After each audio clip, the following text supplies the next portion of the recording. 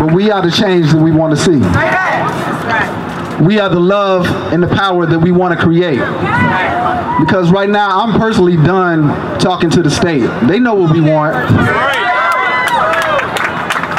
We want community control of the police.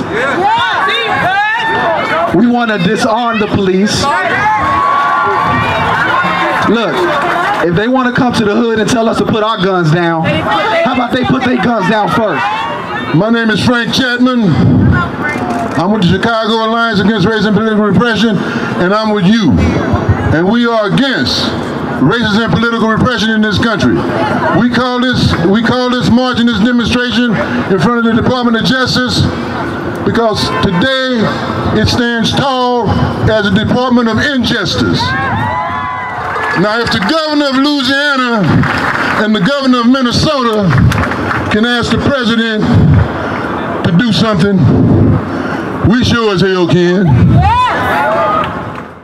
Are you with me? Are you